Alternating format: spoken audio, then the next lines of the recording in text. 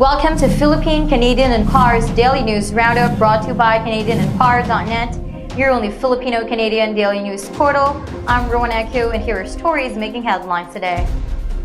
CHR dismisses claims it's destabilizing government. The Commission on Human Rights Chief Chito Gascon clarified that when his office takes part in initiating to seek the truth behind the killings in connection with Duterte administration's drug war, it shouldn't be erroneously taken as an act of destabilizing the government.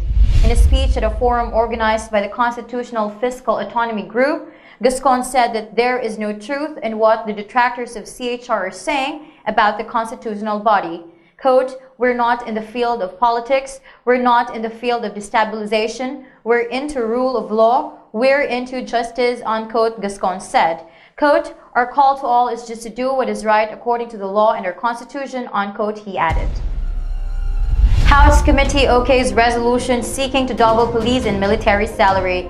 A resolution that seeks to double the wages of the policemen and military personnel has been given a go signal by the House Appropriations Committee, chaired by Davao City 1st District Representative Carlo Nograles.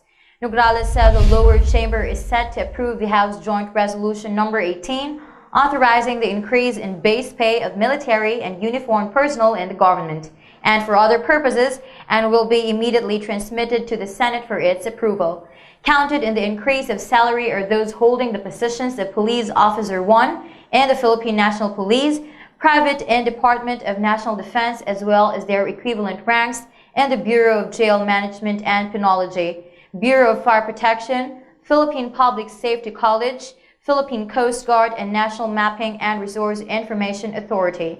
In financing the salary increase, the government will be tapping 63.4 billion pesos from its funds.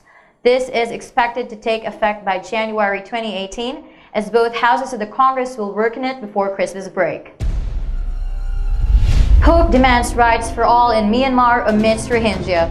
Pope Francis insisted that Myanmar's future depends on respecting the rights of each ethnic group, an indirect show of support for Rohingya Muslims who have been subject to decades of discrimination and a recent military crackdown described by the UN as a textbook campaign of the ethnic cleansing.